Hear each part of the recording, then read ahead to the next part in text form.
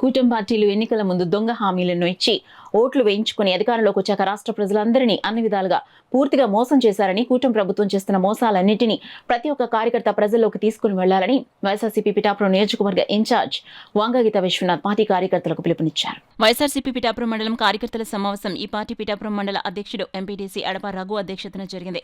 ఈ కార్యక్రమానికి ముఖ్య అతిథిగా వంగగీత విశ్వనాథ్ హాజరయ్యారు. ముందుగా కూటమి ప్రభుత్వం చేస్తున్న పాలన గురించి పలువురు ప్రసంగించారు. అనంతరం వంగగీత విశ్వనాథ్ ప్రసంగించారు. ఈ సందర్భంగా అడప రఘు ఆధ్వర్యంలో వంగగీత విశ్వనాథ్ను ఘనంగా సన్మానించారు. ఈ కార్యక్రమంలో జవాది వాడపల్లి, ఉలవల భూషణం, పెదపాటి రాజేష్, మల్లిక, పార్టీ పిఠాపురం పట్టణ అధ్యక్షుడు రావుల మాధవరావు, కొత్తం దత్తుడు, వర్ధినెడి సుజాత, శ్రీనివాస్, బండి సుబ్బులు, సైతన వరప్రసాద్, జవాది కృష్ణమాధవరావు, ముమ్మిడి వెంకన్నబాబు, పెద్దింటి మసేన్ రెడ్డి తదితరులు పాల్గొన్నారు. సేతు బంధు పథకం కింద బ్రిడ్జికి మొత్తం డబ్బులు 60 కోట్లు కేంద్ర ప్రభుత్వం ఇచ్చిన బ్రిడ్జి ఏదంటే ఉప్పాడ గేటు. ఎప్పుడు కూడా ఇప్పటి వరకు ఏ ఆర్ఓబి కట్టినా కూడా ఓన్లీ రైలు గేట్ దగ్గర ఉన్న పార్ట్ మాత్రమే కేంద్ర ప్రభుత్వం ఇస్తుంది. అటు ఇటు కూడా మీకు ఎగ్జాంపుల్ కాకినాడలో ఉన్న ఆర్ఓబీలు అన్నీ కూడా కొండైపాలెం కావచ్చు, ఇంకొకటి కావచ్చు, అన్నీ కూడా రాష్ట్ర ప్రభుత్వం పెట్టుకున్నారు. మధ్యలో ఉన్న 5 కోట్లు మాత్రమే వాళ్ళు ఇస్తారు, మిగతాదంతా చేయాలి. కానీ మన చిత్రాడ గేట్, ఉప్పాడ గేట్ దగ్గర మాత్రం 60 కోట్లు కూడా మనకు కేంద్ర ప్రభుత్వం నుంచి పూర్తి నిధులతో తీసుకొచ్చాం.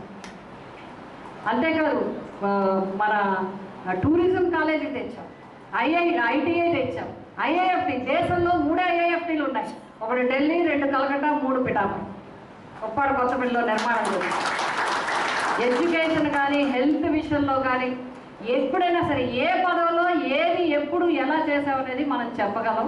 అది మన గొప్ప కాదు, నా పట్టుదల. స్థాయి పెరగాలి, పిఠాపురం స్థాయి పెరగాలని చెప్పాను. మండలం కాబట్టి నేను మీకు 2 నిమిషాలు తీసుకొని చెప్తున్నాను. నేను ఇవాళ స్థాయి ఎలా పెరుగుతుంది?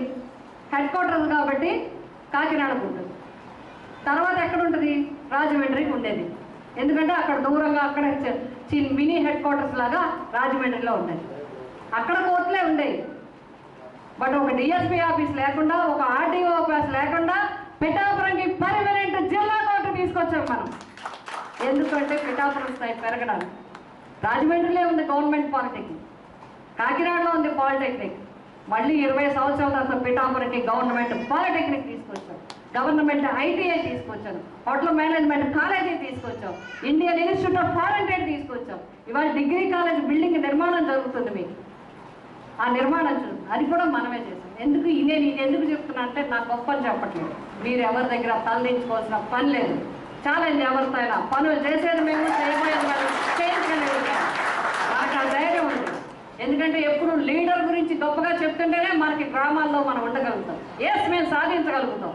మేము లేదు, సాధించే అవకాశం లేదు, పోరాటం చేస్తాం, ప్రజలకు కూడా ఉంటాం. ఊరికనే కూర్చోం మనం.